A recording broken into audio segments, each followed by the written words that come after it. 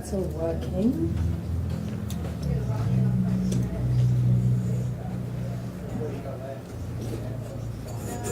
I think we can just talk about these and if there's any issues. Okay.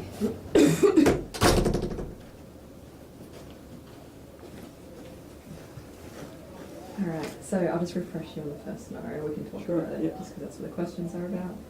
So I was in inferior STEMI. However, the patient was a little bit more hemodynamic compromised. The most had quite a low heart rate, where they're looking at obviously the consideration of IV access fluid, consideration of atropine, and administered as you did, and then obviously the STEMI pathway, including fibrinolysis because we were so far from hospital being 80 minutes. So following the completion of this case, please ask the intern. Sorry, I haven't done this before, so to explain the answers to the following questions. So these are just the cardiovascular burning areas. So how does atropine work? Atropine affects the vagal stimulation to the heart, and the vagus nerve stimulation on the heart will slow the heart. So atropine acts by blocking some of the vagal stimulation and allows the intrinsic rate to increase. Perfect. That's fantastic. So there are risks of using atropine in this particular patient, which were considered. And can you just explain those risks that you're considering in a patient presenting with myocardial ischemia, especially in a study when administering something like atropine? The bradycardia in an inferior STEMI can be a protective mechanism where the heart rate is slower to allow it to pump more effectively, and then increasing the rate can increase the ischemia and actually worsen the compromise. The other side effects of atropine can cause arrhythmias, and then like a dry mouth, and those kind of side effects aren't really a big consideration, but changing the relatively stable bradycardia would be a concern, increasing the rate.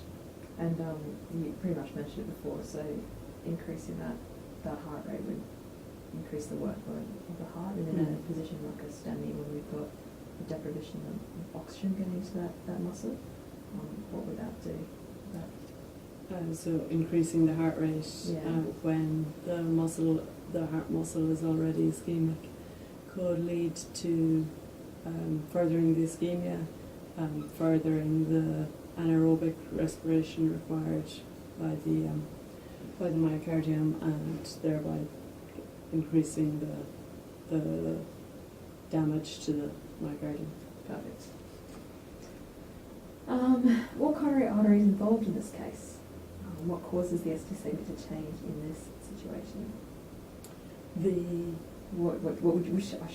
Which artery would you suspect is the cause? I suspect it would be a right coronary artery occlusion that's causing an inferior STEMI, and in some patients with some people have a different vascular layout in their heart, and it could be a circumflex, but you'd expect some lateral changes if it was a circumflex. And it's quite a small, very small percentage of patients that actually have it. Awesome. A local medical intern. Oh, I didn't answer about the ST segment. Yeah, it actually has an answer here as well. What causes the ST segment to change? When the depolarization going through the heart muscle is affected, the isoelectric line, or the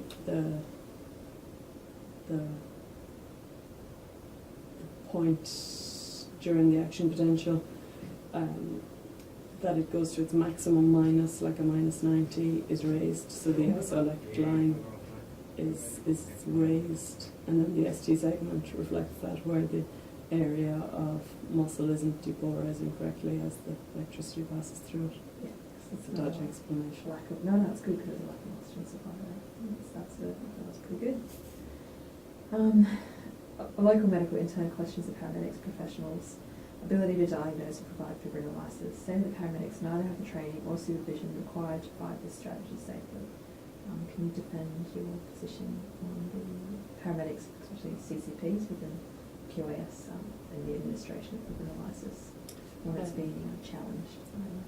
QS has a history of very successful identification of STEMIs, either for out-of-hospital fibrinolysis or direct access to PCI. And there's a relationship that's been built up between the critical care paramedics and the cardiologists, where we have proven time and again that we have the skills and the experience to make good decisions, and the governance and structures that are available to us make it safe for patients and successful for patients with improved outcomes. I just think it's dangerous that you're just giving this fibrinolysis to anyone. It carries some really big risks. Yeah, there are big risks, and we're very cognizant of those risks. We use a validated checklist that identifies all of the potential concerns before we administer it, and we carefully select the patients that it will be administered to. And in cases of ambiguous ECGs or difficult to interpret or difficult patient presentations, we have the backup of online support where we can contact one of the medical officers who will assist us with the decision. And in cases where it isn't a clear decision, we don't thrombolyze people out of hospital if there's any ambiguity or doubt. So our protocols are very safe. Can you just tell me just a little bit, just before we end this question, about the idea of time as muscle when the expectation of fibrinolysis? So the amount of damage being done while the patient has a new clot in their vessel, the size and the depth of the myocardium that's dying is directly related to time, until it gets to the point that there's a full infarction. Mm-hmm. So intervening early improves the outcome. Perfect. And you also get to intervene while the clot is soft and is amenable to being thrombolyzed or fibrinolyzed. Last question. What are the contraindications for enoxaparin administration? Patients with liver disease, patients with a previous CVA or an intracranial hemorrhage, or patients under 18 years of age, patients with allergies to enoxaparin, pregnant patients, and I need to double check my checklist, see if there Another patient contraindication as per the case checklist. yeah. Did I say intracranial hemorrhage? Yeah. And allergy to enoxaparin, and I feel there's another one, but I can't remember. Yeah, there's quite a few in this one. They're also similar but not, aren't they?